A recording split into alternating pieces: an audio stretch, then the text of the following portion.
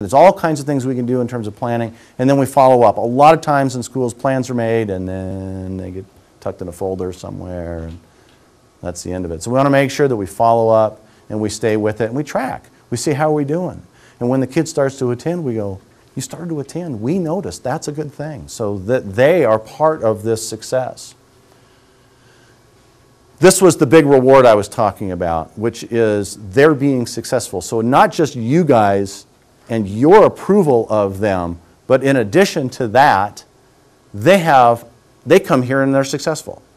So I was with another school district last week, and one of the high school teachers, well, the high school principal was really struggling because their kids weren't passing algebra. And they said, we're going to double dose algebra. We're going to, if they don't get it the first time, we're going to give it to them again. And I raised my hand and said, they're failing algebra because they can't add, subtract, multiply, and divide. It has nothing to do with algebra. And so we stick the kid right back into a failure circumstance. They failed it last time. I guarantee you they're going to fail it again because they didn't have the requisite skills to do it in the first place. So if you want kids to get appropriate successes, you've got to find out where they are in their skill and deliver appropriate material. Once it's appropriate for them, they're going to love it. Their whole sense of school changes when they start to taste success. How many of you guys do Sudokus? Come on, I'm a Sudoku guy. And they rate them 1 star, 2 star, 3 star, or each day, so it gets harder from Monday through Saturday. The 1 stars and the 2 stars were all I was doing at first, but then I got a little better, and I got a 3 star, and then a little bit better, and I started doing 4 stars. And then now, boy, when I can finish that 6 star, I feel so, and it's so trivial, but it's true. If there's something that's just at the edge of your reach, but you can do it, and you accomplish it, it's a great feeling. That's that appropriate success that we want. We want the targets far enough out to make them reach, but they can still grab onto it, okay? Let's go to the next one. Make practices common. This is going to be a tough one. I've been in schools where you have classrooms that say, I'm not going to play the rest of the game, you guys are.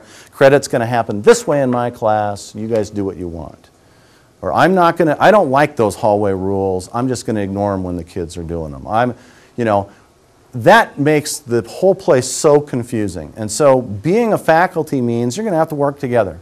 You're going to have to do some compromising, but you're going to be so much better off if a kid lands in an environment where it's the same everywhere else. Behaviors and consequences are connected the same way throughout, so that you react the same way to an absence, that you react, that we all say, no, this is inappropriate, I need you here on time.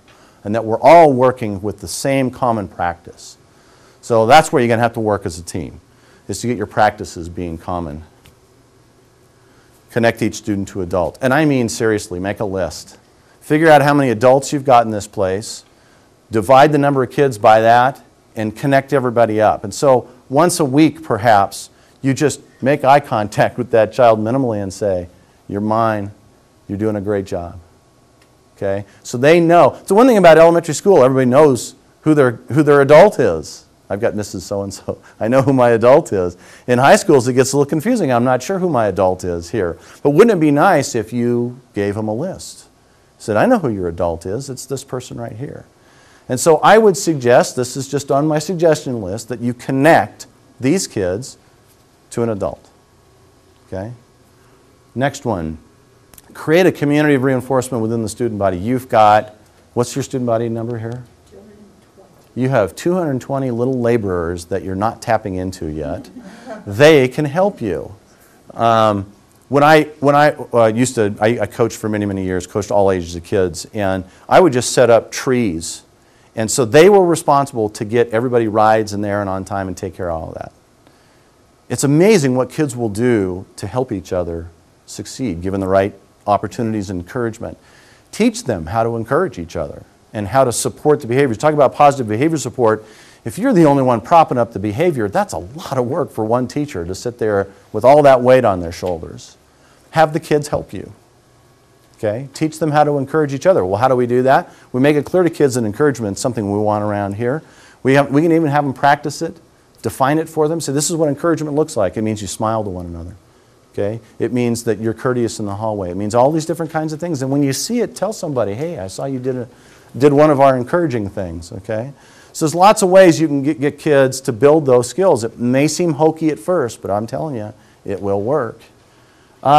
Teach social skills. I find so often that attendance is related to a child's inability to correct something socially at school.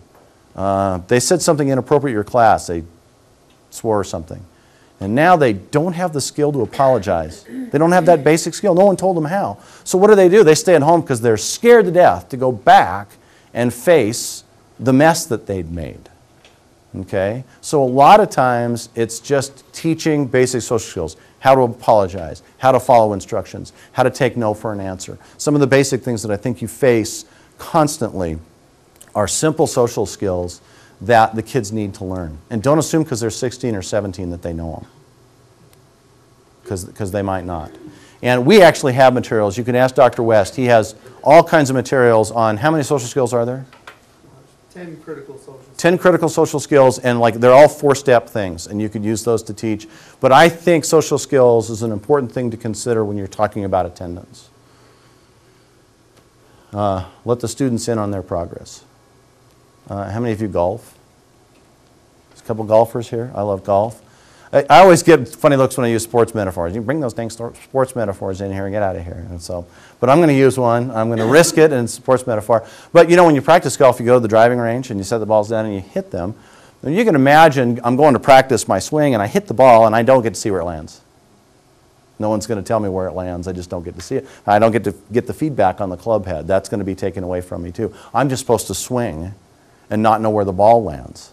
How am I going to learn if I don't see the consequence? And so letting kids in on their progress, academically, attendance, and all those things, helps them learn. They see the consequence. Oh, I missed 3 times this week? Because sometimes they might not even be aware of what days they showed up and didn't show up. But if they could actually see it and say, okay, you were here twice, let's go for 3 next week. And then you can celebrate that step, and so on. So bringing them into their own progress is really, really important. And some of them you might want to ease them into it, but I think they need to be there. Is there anything more? That's it. That's all I have.